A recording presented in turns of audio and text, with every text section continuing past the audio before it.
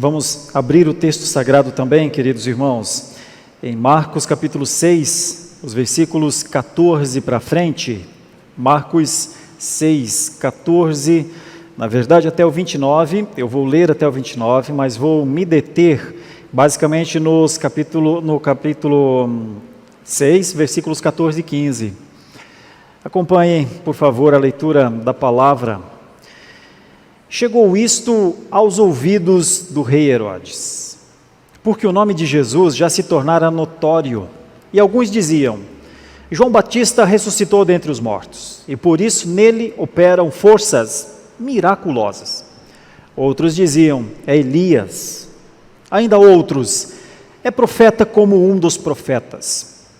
Herodes, porém, ouvindo isto, disse: é João, a quem eu mandei decapitar, que ressurgiu.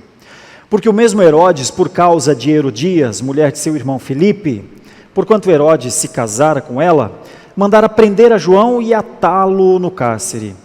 Pois João lhe dizia: não te é lícito possuir a mulher do teu irmão. E Herodias o odiava, querendo matá-lo, e não podia, porque Herodes temia a João, sabendo que era homem justo e santo, e o tinha em segurança. E quando o ouvia, ficava perplexo, escutando-o de boa mente. E chegando um dia favorável, em que Herodes, no seu aniversário natalício, dera um banquete aos seus dignitários, aos oficiais militares e aos principais da Galileia, entrou a filha de Herodias e, dançando, agradou a Herodes e aos seus convivas. Então disse o rei à jovem: pede-me o que quiseres, e eu te darei. E jurou-lhe: se pedires, mesmo que seja a metade do meu reino, eu te darei, ou eu te darei. Saindo ela, perguntou à sua mãe: que pedirei? Esta respondeu: a cabeça de João Batista. No mesmo instante, voltando apressadamente para junto do rei, disse: quero que, sem demora, me des num prato a cabeça de João Batista. Entristeceu-se profundamente o rei, mas por causa do juramento e dos que estavam com ele à mesa, não lhe quis negar. E enviando logo ao executor, mandou-lhe que lhe trouxessem a cabeça de João. Ele foi e o decapitou no cárcere. E trazendo a cabeça num prato, a entregou à jovem, e esta, por sua vez, à sua mãe. Os discípulos de João, logo que souberam disto, vieram, levaram-lhe o corpo e o depositaram no túmulo. Bom, esse texto conta então essa história, né? Porque é que Herodes disse isso? É João, aquele que eu mandei matar. O nosso pensamento nessa noite, meus irmãos, é refletirmos sobre 3 vereditos acerca de Jesus, 3 ideias, 3 declarações acerca de Jesus. E eu gostaria de, antes de pensar nessas 3 ideias, nesses 3 vereditos equivocados, diga-se de passagem, sobre quem Jesus era, ler para vocês o credo apostólico. Porque o credo apostólico, nós não temos um hábito de ler constantemente, nós sabemos que ele existe, mas nós evitamos leituras que se pareçam rezas, porque nós não somos um povo de reza, não somos mesmo. Nossas orações são expressões mais profundas da nossa fé ao Senhor. Mas o credo apostólico é um documento histórico que é base para o que a igreja cristã entende acerca de Jesus. Então eu vou ler o credo agora e talvez ainda ao final da nossa exposição. Credo apostólico. Creio em Deus Pai, Todo-Poderoso, Criador do céu e da terra. Isso no que diz respeito a Deus. No que diz respeito ao Filho, creio em Jesus Cristo, seu único Filho, nosso Senhor, o qual foi concebido por obra do Espírito Santo, nasceu da Virgem Maria, padeceu sob o poder de Pôncio Pilatos, foi crucificado, morto e sepultado, desceu ao Hades, ressurgiu dos mortos ao 3º dia, subiu ao céu, está assentado à mão direita de Deus Pai Todo-Poderoso, de onde há de vir para julgar os vivos e os mortos. Isso é referente a Jesus, referente ao Espírito Santo. Tudo no credo apostólico. Creio no Espírito Santo, na Santa Igreja Universal, que quer dizer Igreja do Universo, na comunhão dos santos, na remissão dos pecados, na ressurreição do corpo na vida eterna. Amém. O que tem de diferente entre o credo apostólico e as respostas destas pessoas sobre Jesus? É que o credo apostólico concebe, compreende e expõe exatamente quem Jesus é. E eles tiveram dificuldade de entender quem Jesus era. Será que isso é importante para nós? Será que para nós, para a nossa caminhada cristã dos nossos dias, é importante compreendermos verdadeiramente quem é Jesus? Por que é que eu digo que sim e muito? Porque se compreendermos Jesus na sua integridade, a sua obra, a sua pessoa, então nós teremos um tipo de reação a Jesus.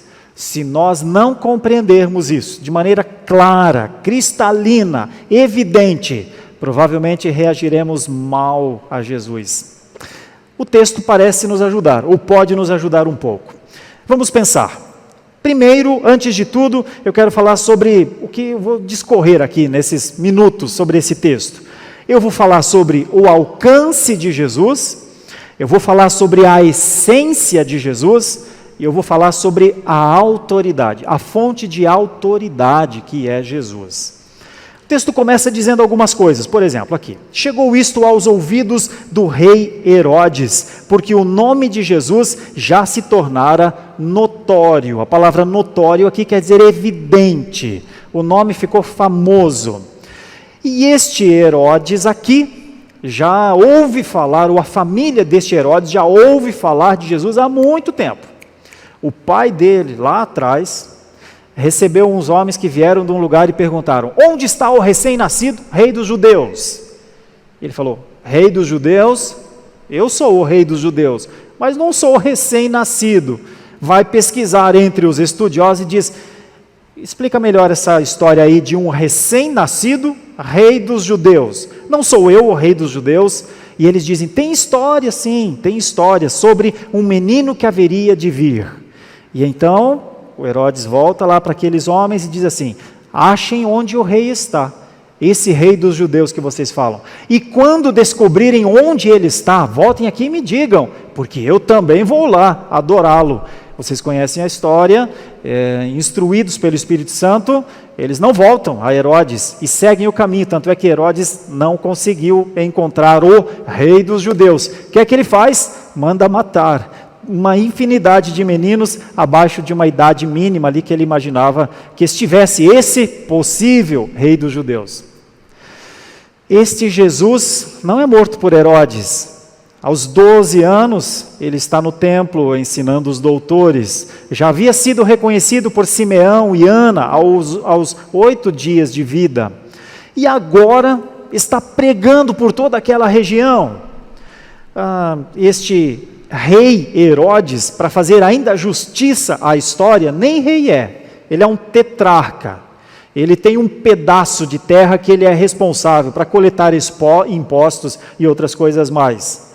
No entanto, talvez por não estar tão presente ali, não estava acompanhando tanto o ministério de Jesus. Talvez, dizem os estudiosos, ele ficava muito tempo em Tiberias, uma casa luxuosa de praia, casa de reis.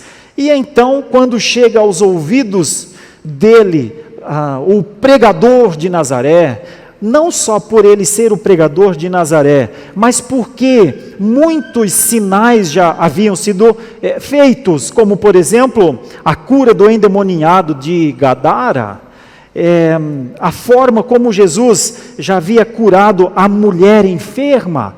A fama de Jesus vai andando, a ressurreição da filha de Jairo, ou seja, alguém chamou a atenção aqui, era Jesus. O alcance da pessoa de Jesus sempre foi muito grande. Já foi aqui, com Herodes, alcançando então o Império Romano, alcançando também os gregos, alcançando os mais importantes judeus, que eu diga Nicodemos, que vem conversar com Jesus à noite, você também conhece a história. Assim é o alcance do nome de Jesus. É muito grande. Bom, mas se o nome de Jesus vai muito longe, será que a essência de Jesus vai? como as pessoas recebem, entendem quem é Jesus. E aí nós temos então 3 vereditos, né? O primeiro veredito é João Batista, que ressuscitou dentre os mortos. Por isso, nele se operam forças miraculosas. Era a ideia de Herodes mesmo, que era João. O texto mostra para baixo, onde nós lemos, que Herodes estava impressionado com João. Achava um homem justo. E, de certa forma, nutria uma simpatia por João. Mandou matá-lo para agradar a esposa e para acobertar o seu pecado, vamos dizer assim. Porque João cutucava o rei, dizendo: você não é tão idôneo não, seu rei. O seu pecado é evidente. E ninguém gosta de ser criticado, ainda mais um rei. Então ele manda matar esse acusador, mas o peso na consciência permanece. Então o primeiro veredito é de um homem que se sente culpado, de um homem que sabe que fez alguma coisa que não devia fazer. O que a gente aprende com essa consciência culpada do rei Herodes ou do tetrarca Herodes? E eu busco aqui apoio de alguns estudiosos que falam coisas bem importantes sobre o que é uma consciência culpada. A consciência culpada, meus irmãos, é aquele entendimento, diz um homem chamado Barclay, quando alguém comete uma má ação, o mundo inteiro se converte em seu inimigo. E é a consciência que o acusa, imediatamente. Interiormente, não pode dominar seus pensamentos. Quando se permite pensar, seus pensamentos voltam para o mal que cometeu. Herodes está nessa situação. A consciência pesada de Herodes o acusa, faz com que ele se lembre do que fez e tema aquele ser se levantar para continuar a acusá-lo. Outro autor diz: ninguém pode evitar o viver consigo mesmo. Ninguém. E quando o seu ser interior o acusa, a vida se faz intolerável. Um outro autor ainda diz: exteriormente vive temendo ser descoberto, que algum dia alcancem as consequências da sua má ação, na incerteza a respeito de que alguém saiba o que fez. Ele sempre fica imaginando que o mal que ele fez se voltará contra ele. Essa é a situação do rei aqui, ou do tetrarca Herodes. Ele sabia o que havia feito. E então, a primeira interpretação errada de Herodes, e ela está toda, é uma interpretação grande, profunda, mas toda equivocada, ela está descrita aqui. Ele acha que João havia ressuscitado dentre os mortos. Qual é o erro da interpretação de Herodes, meus irmãos? É o erro que os outros também vão ter. Eles estão confundindo o mensageiro com a mensagem. Eles estão imaginando que Jesus é um precursor, um anunciador, quando na verdade ele é o próprio anúncio. Eles estão achando que João, ou que esse que estava agora, Jesus, e João fossem a mesma pessoa. Esse é um dos piores erros na interpretação sobre quem Jesus é, quando se diminui quem Jesus é. Então, a primeira interpretação já era muito equivocada, porque ela era muito menos do que Jesus verdadeiramente era. Veja a outra interpretação. Uns diziam que era João, outros, porém, diziam é Elias. E por que eles diziam que é Elias, que era Elias? Nós temos uma passagem, você não precisa abrir, eu apenas conto como base, do profeta Malaquias, que disse: antes do dia do Senhor, antes do juízo do Senhor, Deus mandará Elias. E ele virá, e então converterá o coração dos pais aos filhos, e criará um arrependimento muito grande nas pessoas. Por que de novo eles estavam confundindo? Porque o Elias prometido, depois Jesus vai dizer, João Batista era o Elias. Então os primeiros consideram Jesus o João Batista. Os outros consideram Jesus o Elias, quando na verdade o Elias prometido lá do Antigo Testamento, depois é Jesus que vai dizer, não, Deus já mandou Elias, Deus já mandou alguém para falar de arrependimento. João falou de arrependimento. João batizou para arrependimento. Nós já temos duas interpretações equivocadas sobre Jesus. Alguns tinham ainda uma outra ideia. Isso não está na Bíblia, está em um dos livros apócrifos, chamado de Macabeus. Nós não reconhecemos os livros apócrifos, somente os 66 livros canônicos, mas são escritos históricos, dentre eles o livro de Macabeus. E lá no livro de Macabeus tem quase que uma história de ficção que diz o seguinte: o profeta Elias, enquanto viveu, ao final do seu ministério, tomou da arca do tabernáculo e mais alguns utensílios e escondeu numa caverna. E um dia ele virá para trazer tudo à tona. Era uma lenda, a lenda de Jeremias. E muitos pensaram então, olha, para ter esses sinais miraculosos que esse Jesus de Nazaré está fazendo, provavelmente seja a volta de Elias então. Deve ser. Notem uma coisa, as pessoas não consideram Jesus, aqui nesse texto, uma coisa muito ruim. Elas consideram uma coisa boa. Elas associam Jesus a João Batista, o último dos grandes profetas. Elas associam Jesus a Elias, um dos grandes profetas do Antigo Testamento. Percebe como, mesmo com a boa intenção, pode-se não atingir a essência?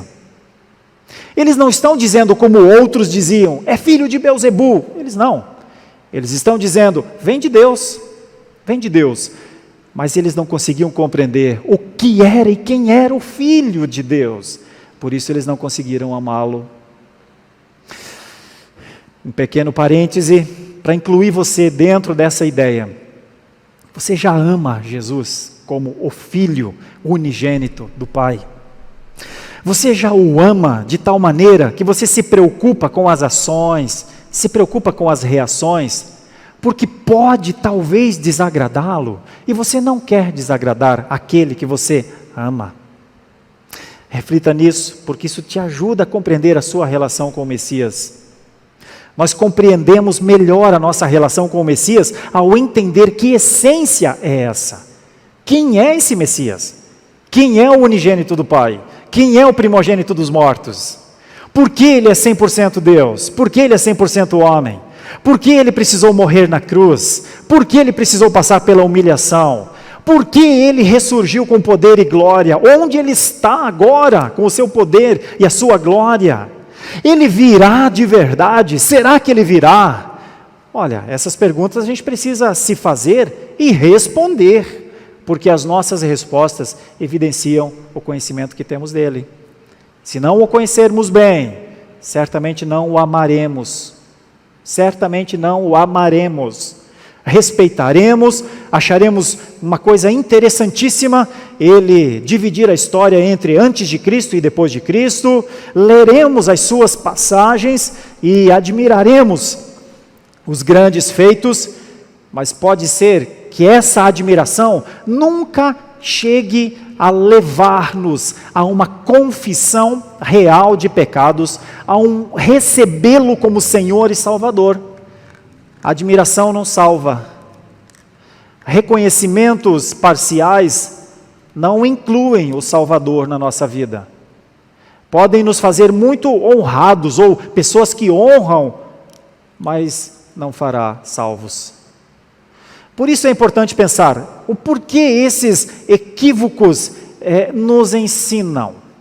Dois deles, até aqui. O terceiro não é muito diferente. Veja o terceiro equívoco, e depois nós vamos partir para algumas aplicações que são importantes para a nossa vida. O terceiro equívoco é que eles dizem, é profeta, como um dos profetas. E no outro texto, em Mateus, eles levantam um terceiro nome, chamado de Jeremias.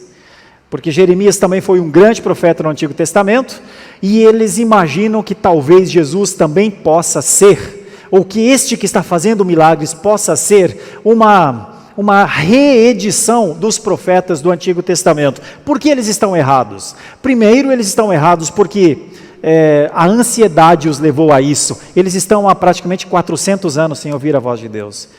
É o chamado período intertestamentário. O último grande profeta foi Malaquias, há 400 anos atrás. Eles não haviam reconhecido verdadeiramente a profecia de João.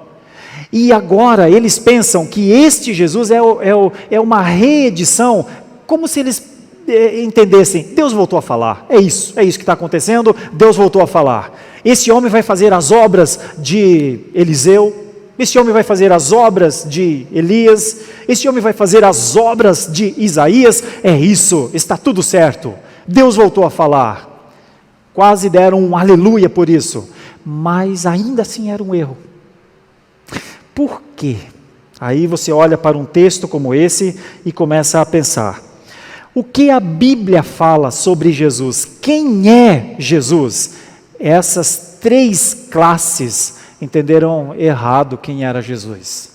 Aqueles que acharam que ele era um João ressuscitado, erraram. Aqueles que acharam que ele era o Elias prometido, erraram, porque João é que era o Elias prometido. Aqueles que acharam que Deus simplesmente havia voltado a falar, também erraram. 3 definições, 3 erros sobre a mesma pessoa. Meus irmãos, será que é possível nos dias de hoje pessoas errarem acerca de Jesus? Como alguém pode errar acerca de Jesus? O que é um erro de entendimento acerca da essência de Jesus? A primeira coisa é que Deus fala quem é Jesus. Mas não só Deus, primeiramente Deus, mas depois outras pessoas. Como é que Deus fala quem é Jesus? Em 2 passagens, que eu sempre relembro aqui, isso nos ajuda demais. Deus disse quem era Jesus lá quando João Batista o batizou. Este é o meu filho. Este é em quem eu me alegro. Ouçam a ele. Ouçam a ele. Deus diz quem é Jesus. No Monte da Transfiguração, Deus volta a falar quem é Jesus. Fala aos seus discípulos. Pedro, Tiago e João estão com ele lá. Estão encantados com aquele momento. E então Deus diz, a ele ouvi, este é o meu filho amado, ouçam a ele. A autoridade concedida por Deus a Jesus define Jesus como o único. Jesus diz isso em determinado momento, quando ele diz, toda a autoridade me foi dada nos céus e na terra. Toda a autoridade. Por isso, Herodes erra, o povo erra, os outros erram, e talvez um grande número no mundo de pessoas erram, porque ainda não conseguiram reconhecer a voz poderosa dos céus que disse, meu filho amado, ouçam o que ele tem para lhes dizer. A voz de Jesus, meus irmãos, é única. Ela não é a voz como de um profeta. Jesus é a própria profecia. Por isso, nos dias atuais, reconhecer a centralidade de Jesus é fundamental. Como nós podemos não reconhecer a centralidade de Jesus na vida cristã? É só nós errarmos em relação à sua essência, é só nós errarmos em relação à sua autoridade. Que voz é a voz de Jesus? É uma prescrição? Jesus nos orienta? A voz de Jesus é uma instrução? Ou a voz de Jesus é o nosso alimento? A sua palavra, a forma de ele falar é a nossa segurança. Porque é possível ler a Bíblia como quem lê um livro. É possível ler as narrativas bíblicas e ficarmos impressionados com os fatos, mas pensarmos, isso foi há 2000 anos atrás. Hoje é tão diferente. É possível irmos à igreja, meus irmãos, e participarmos de todas as coisas que uma igreja faz, sem, contudo, reconhecer o poder, a glória, a honra, a majestade, De vez em quando eu cito isso aqui, apenas para ajudá-los a pensar de maneira eclesiástica adequada. E eu cito um pouco do que nossa igreja tem. Se você olhar para as nossas janelas, você verá que as janelas estão apontando para o céu, para a eternidade, para lugares que os nossos olhos não alcançam, não conseguem ver. Se você olhar para esse arco, você vai ver que ele não é quadrado propositadamente. Tudo comunica a Deus, a glória, ao Senhor Jesus Cristo, a honra e a majestade. Se você olhar para um púlpito como este, isto não é um local de colocar um notebook, isso não é um local elevado só para melhor você ouvir ou ver quem está aqui. É porque dos púlpitos no mundo, das igrejas cristãs, homens foram levantados a estes lugares, homens sofreram nos púlpitos ao longo de 2000 anos, homens foram atirados no sentido de armas mesmo, das portas das igrejas, porque pregavam o Messias, o único. O púlpito tem um compromisso com a verdade, isso sempre foi lugar de verdade, da mais pura verdade.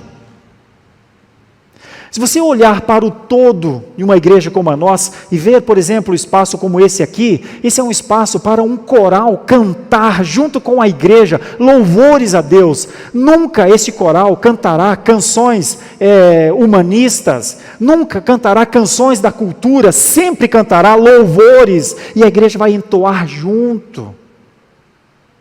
Por que nós temos um piano? Por que nós temos um órgão? Por que nós servimos com um grupo de música? Para que uma igreja cante o canto congregacional.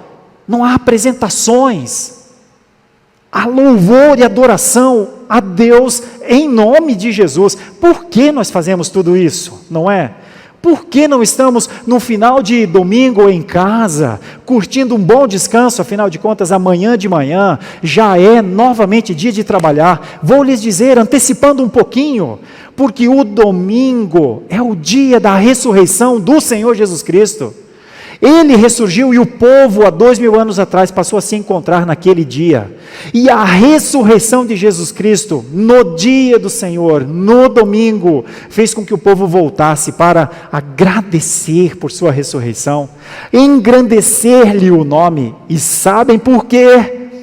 Porque o domingo é um pedacinho, alguma coisa que nos lembra, que nos aponta, como esses arcos nos apontam à eternidade, nos apontam para o descanso, para o Shabat total, no dia em que não haverá um domingo na semana, mas tudo será o dia do Senhor, o dia do descanso do Senhor. Por que eu e você voltamos à igreja todo domingo? Porque nós nos lembramos um pouco de que esse é o nosso futuro. Por enquanto, é um presente, meio que como uma amostragem ainda, mas um dia, o dia do Senhor será para todo sempre. E então, conforme Apocalipse 4, Apocalipse 5, nós estaremos todos o tempo inteiro dizendo: grande é o teu nome, digno de louvor, santo, santo é o Senhor dos exércitos, o único capaz de abrir o livro, o leão da tribo de Judá. Domingo é uma faísca da glória de Deus para todos sempre. São todos que compreendem isso? Eu sei que não. Para muitos não. Para muitos às vezes é até um peso o domingo. Para muitos é uma opção. Para outros talvez é um cansaço. Para outros é uma tentativa de ser agradado, uma busca por um ânimo novo para a vida. Mas para a igreja de Cristo, sempre o domingo será uma lembrança de que o Messias voltou nesse dia, e de que ele significa um dia de descanso, e que esse dia de descanso é para nós motivo de glória, de louvor. É assim que a gente começa a entender quem é Jesus. Se Jesus for só aquele, é aquele da igreja dos crentes, né? Se Jesus for só aquele, se eu preciso de alguma coisa eu peço para Jesus. Se Jesus for só alguém que eu adiciono à minha vida e às minhas vontades, provavelmente eu não estaria ou não estarei muito distante do pensamento de Herodes, Do pensamento dos que acham que Jesus é o Elias, ou dos pensamentos que acham que Jesus é um profeta, que tem boas palavras. E eu vou lá na igreja ouvir as boas palavras. Mas se eu não for, também não fui, eu só não vou ouvir as boas palavras. Não. Toda vez que se adora a Deus, toda vez que se cultua a Deus, se relembra que o sangue de Jesus foi derramado sobre nós, que nós estamos aqui como lavados no sangue do Cordeiro, que o Cordeiro que foi morto expiou o nosso pecado. Talvez alguns não se sentem tão perdoados por aquele que perdoa pecados, e eles vão domingo após domingo numa esperança de diminuir a sua conta, mas irmos ou convivermos entre o povo de Deus não diminui a nossa conta, e eu te digo por quê. Porque ela está paga. Ninguém precisa vir à igreja para agradar a Deus ou para esperar algum favor de Deus. E eu disse isso na nossa aula de escola bíblica dominical hoje pela manhã. Nenhum de nós vai ser mais filho de Deus do que é. Nenhum de nós vai ser mais salvo do que já foi. Nenhum de nós vai conhecer um outro céu além daquele que foi prometido, ou o lugar eterno. Nenhum de nós melhorará a nossa situação de salvação ou de filiação. O status já foi estabelecido. Por que é então que a gente volta sempre? Porque a gente está antecipando um pouquinho do que vai acontecer definitivamente. Por que nós tomamos a ceia do Senhor uma vez por mês ou 2 vezes por mês? Porque ela funciona como um meio de graça. Porque o Senhor Jesus Cristo partiu o seu corpo, derramou o seu sangue. Então a ceia do Senhor, se ela for usufruída por nós, numa esperança de que vamos ficar mais santos, ou mais crentes porque tomamos a ceia do Senhor, não estamos muito distantes do pensamento de Herodes, do pensamento dos que achavam que Jesus era o Elias, ou que era o Jeremias. Jesus não se parece com ninguém. Jesus é o único, o Senhor da igreja. Eu quero ver 2 textos com vocês que vão nos ajudar a compreender a exclusividade do Senhor Jesus Cristo e a importância de compreendê-lo como Ele verdadeiramente é. Abra comigo em Colossenses 1, versículos 15 a 20. Colossenses 1, 15 a 20. Olha como é que Paulo fala de Jesus. Vejam como se Herodes tivesse ouvido Paulo, foi antes, é claro, mas se a igreja de hoje ouvir o que Paulo diz, ela não erra na interpretação de quem é Jesus. Está escrito do versículo 15 para frente: Ele é a imagem do Deus invisível, o primogênito de toda a criação. O mundo está cheio de gente que acha que crê em Deus, que vive com Deus, mas não reconhece na imagem de Cristo, na sua obra, na sua condensação em figura humana, não consegue ver Deus ali, separa Jesus de Deus. Mas veja o que Paulo diz que Jesus é a expressão do que os nossos olhos não conseguiriam ver. Versículo 16: Pois nele foram criadas todas as coisas no céu e sobre a terra, as visíveis e as invisíveis, sejam tronos, sejam soberanias, quer principados, quer potestades, tudo foi criado por meio dele e para ele. Ele é antes de todas as coisas, nele tudo subsiste. Quem é Cristo na igreja, meus irmãos? Olha o que Paulo disse: é a cabeça do corpo da igreja. Ele é o princípio, o primogênito de entre os mortos, para em todas as coisas ter a primazia, porque aprouve a Deus que nele residisse toda a plenitude, e que havendo feito a paz pelo seu sangue, ou pelo sangue da sua cruz, por meio dele, reconciliasse consigo mesmo todas as coisas, quer sobre a terra, quer nos céus, e até aí já é o suficiente. Nós não precisamos correr o risco de interpretarmos erradamente quem é Jesus. Ele é este. Quando João vai escrever sobre quem é Jesus, ele diz: no princípio era o verbo, e o verbo estava com Deus. No princípio, na criação da existência, lá estava o verbo, dizendo: haja luz, haja dia, haja noite. No princípio do Evangelho, diz Marcos, aqui no começo, está a pessoa de Jesus. Meus irmãos, Jesus não é mais alguém que eu tenho gosto por aprender. Jesus é o começo da nossa fé. Jesus é o início da nossa transformação. Jesus está na raiz, na origem de eu e você agora não sermos idólatras. Jesus foi quem segurou a força do inimigo das nossas almas, para que ele não conseguisse nos triturar. Jesus nos preservou em meio aos laços de morte, pelo laço do seu amor. Isso é um pouco de Jesus. Veja uma outra passagem em Hebreus, como é bonita essa passagem de Hebreus, capítulo 1, versículos 1 a 4. Eu quero muito ser útil a você nessa noite. Saia dessa igreja por um compromisso que eu tenho de pregador da palavra de Deus. Saia dessa igreja.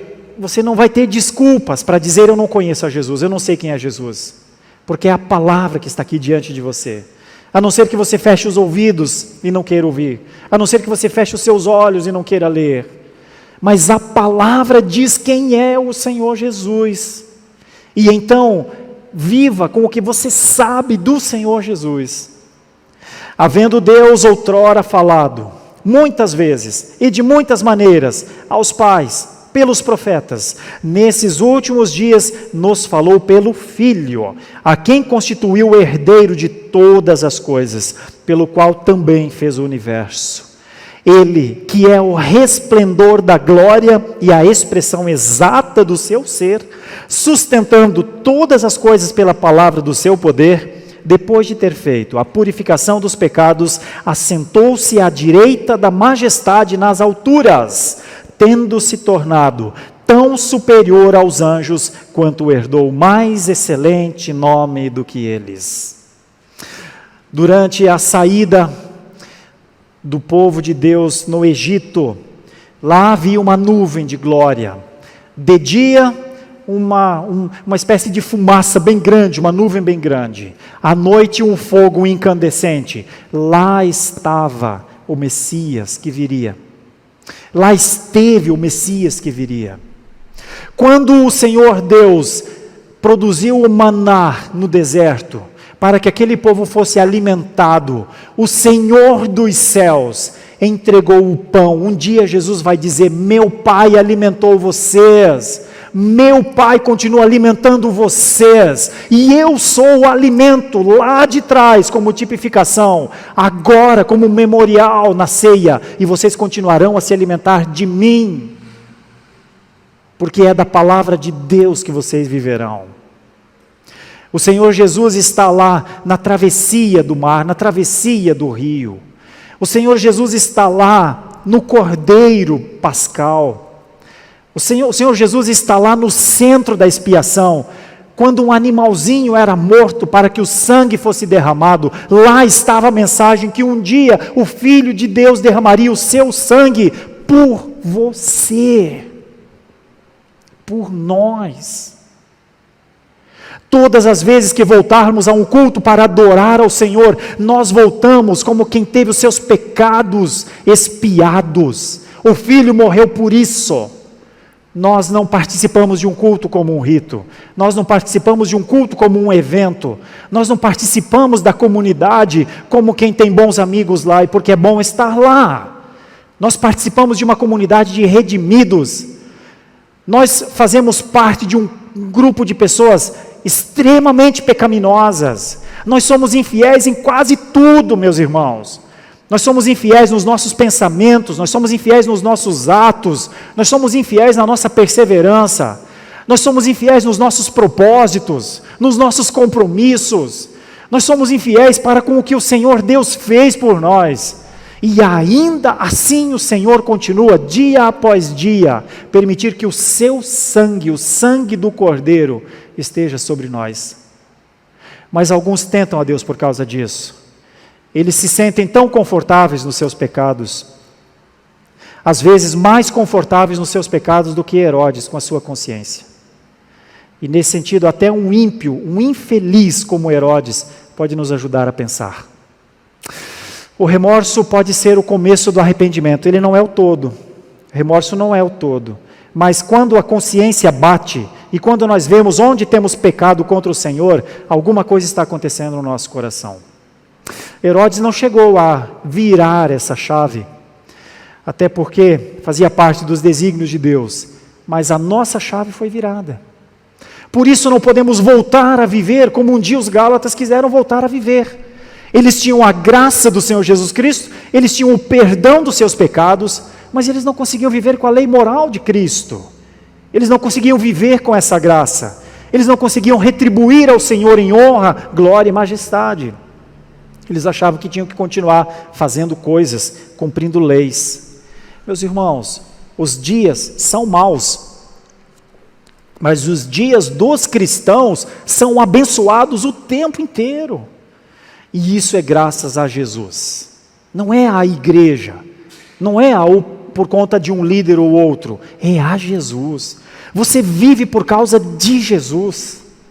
Você vive porque Ele rompeu a barreira da morte, venceu o estado de morte, para que você tivesse, eu e você tivéssemos esperança. Eis o Senhor Jesus. Paulo disse, em determinado momento ele escreve a Timóteo, ele era um mistério mesmo, mas agora não é mais. Está revelado. Por isso Jesus não pode ser um mistério para a igreja, meus irmãos. Ele pode ser um mistério para Herodes, ele pode ser um mistério para o povo pode confundi-lo com mais um dos profetas, como mais um dos sábios, mas para nós não. O nosso veredito ao Senhor é o do reconhecimento. Eis morto e ressurreto. Eis aquele que ascendeu aos céus e voltará. E enquanto está nesse período que antecede a chamada parousia, governa absolutamente de lá de onde está toda a nossa vida. Bom, governa o mundo, mas nós sabemos que Ele é o Senhor. Sabemos, não sabemos? Depende do quanto conhecemos a Jesus. Depende do quanto conhecemos para temer a medida do conhecimento. Nós só tememos o Senhor à medida do conhecimento que temos dEle. E eu caminho para a conclusão, trazendo algumas aplicações breves, mas muito importantes, eu acho, aqui para a nossa vida. Cristianismo não é expediente de consciência pesada. Era para Herodes, para nós não. Eu vim para que sejam livres. Eu vim para que tenham vida. Eu vim para que sejam todos os que crerem, tenham o poder de serem chamados filhos de Deus. O Senhor Jesus Cristo é mais do que um ensino importante, um rabino. Porque rabinos e ensinadores, o mundo sempre teve. Uns ensinam coisas boas, outros coisas más. Eu costumo dizer que boa parte do mundo vive à custa de vozes de mortos. Nós temos uns 5 ou 6 grandes nomes aí que as universidades e tantas outras instituições defendem e vivem. Cursos são formados para defender vozes de mortos. Inúmeras filosofias são baseadas em pensamentos de mortos. Nós não.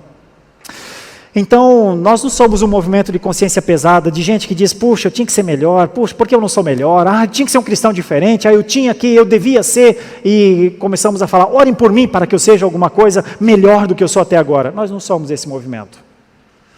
Nós somos um movimento que virou a chave. Nós somos um movimento que crê na eternidade. Nós somos um movimento que, apesar dos dias difíceis da vida, nossos olhos estão fitos no nosso Redentor.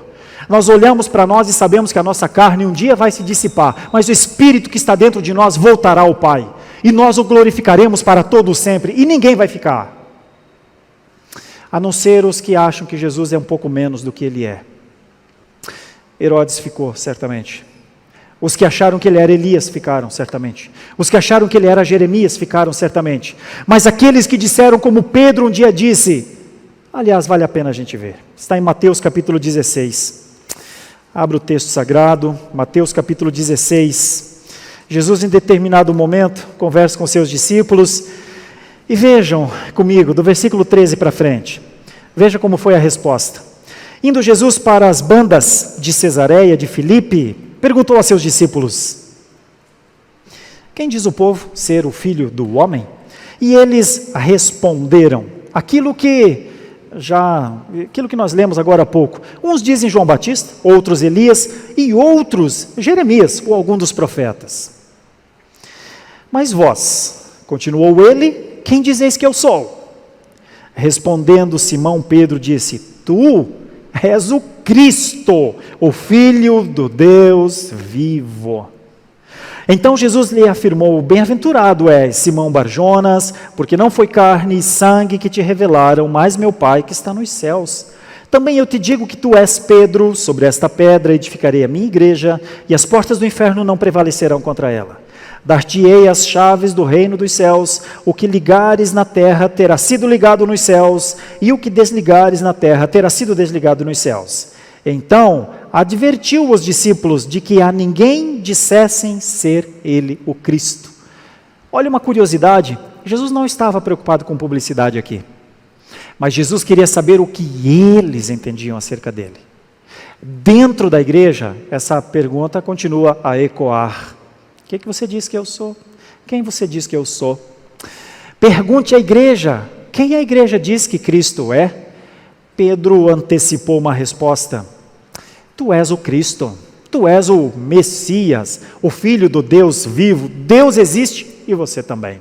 Tu o és. Tu o és. E olha a resposta de Jesus. Foi Deus que explicou isso para você, Pedrão. Não foi você, viu? Então, se você sabe quem é Jesus, sabe de verdade, não se orgulhe disso. Foi Deus que te mostrou. Se você não sabe ainda quem é Jesus de verdade, não repita o erro de Herodes. Não repita o erro dos que acham que ele é só mais uma voz sábia no mundo. Ele é mais do que isso. Ele é o que fala, ele é o que confronta você e a mim. Ele é o que diz, vem filho meu, anda aqui, aqui. E se você tiver problema com autoridade, você vai ter problema com Jesus.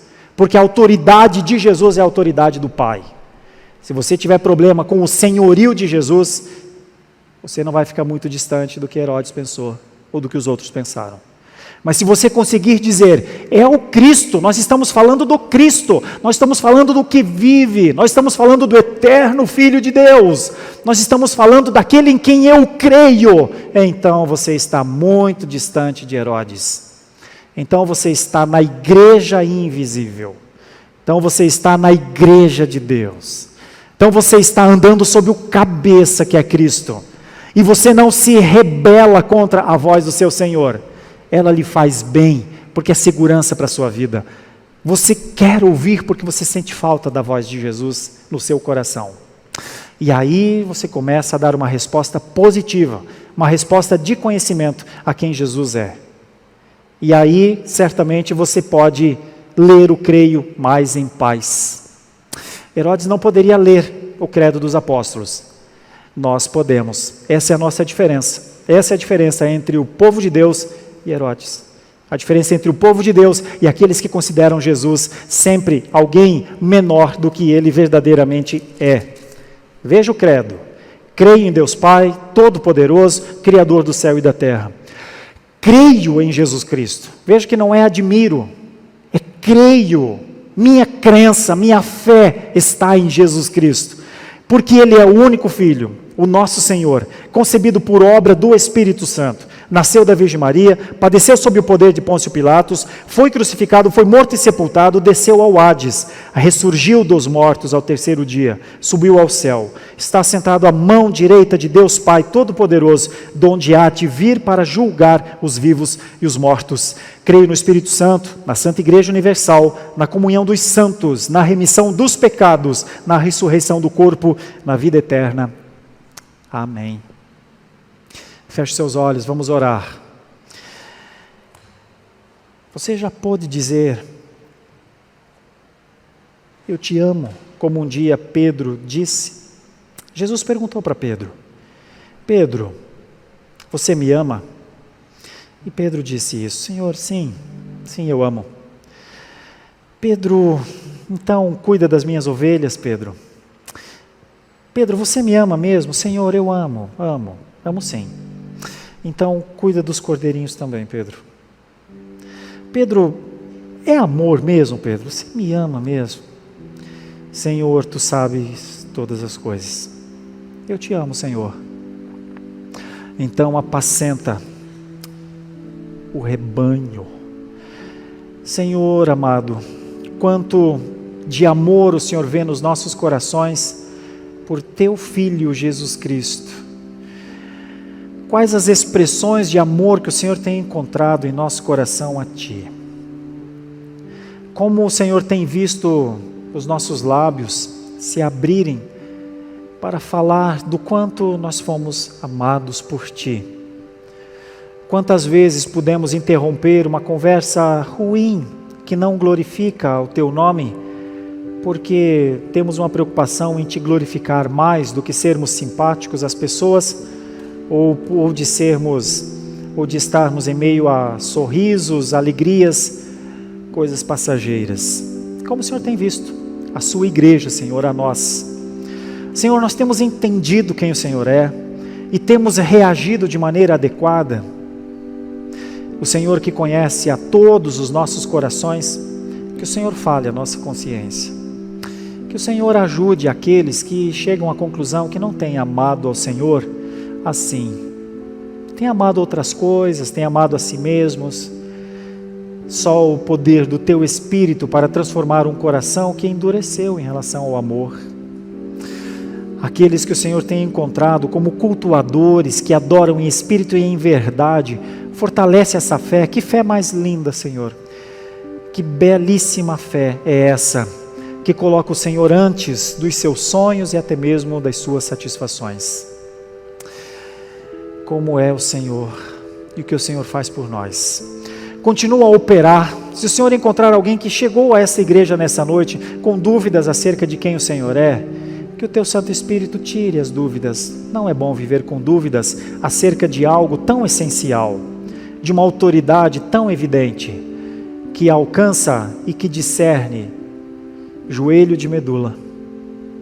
Não entraria porventura no nosso coração, quebraria o nosso coração de pedra, não estabeleceria um trono no nosso coração para que pudesse ser glorificado todos os dias? Assim é o Teu poder. E é a nossa oração. Transforma a nossa vida dia após dia, converte-nos a Ti continuamente, faz os nossos ouvidos ficarem atentos à Tua doce voz, porque já lemos aqui na liturgia que as Tuas ovelhas ouvem a Tua voz. Senhor, que os nossos olhos estejam fitos em Ti, que eles não estejam dispersos ou distraídos daquilo que nos importa, que a nossa boca se alimente da Tua palavra mais do que das iguarias mais exóticas deste mundo, que nós não nos orgulhemos em nos afastar de Ti, mas que nós nos alegremos todos, que um dia a mais nós podemos avançar para mais perto de Ti, que esse tenha sido, que possa ser um desses dias. O Senhor pode ter nos encontrado, ter nos alcançado, depois de uma semana difícil, depois de uma semana de tantas tribulações, preocupações, em que nós cuidamos tanto de nós, mas não conseguimos ter um tempo de devocional contigo, um tempo de só parar e pensar no Senhor. Não podemos dizer como Davi, mais vale um dia na Tua presença do que muitos longe de Ti. Talvez o Senhor tenha nos encontrado assim, agora. Senhor, mas a Tua palavra faz este acontecimento. O Senhor nos aproxima de Ti até quando as nossas pernas estão fracas, nossos passos são lentos, até quando o nosso coração está apaixonado por outras coisas. O Senhor muda, o Senhor nos muda. Isso é tão bom saber. Assim nós oramos, agradecidos pelo poder que o Senhor tem exercido na Sua igreja, em cada um de nós. Oramos pedindo perdão pelos nossos pecados, em nome de Jesus. Amém. Muito obrigado por nos acompanhar até o final deste vídeo. Para receber mais reflexões e ficar por dentro dos próximos conteúdos, te convidamos a seguir as nossas redes sociais que estão na descrição. Alguns vídeos aparecerão na tela caso queira continuar nos assistindo. Abraço e até a próxima.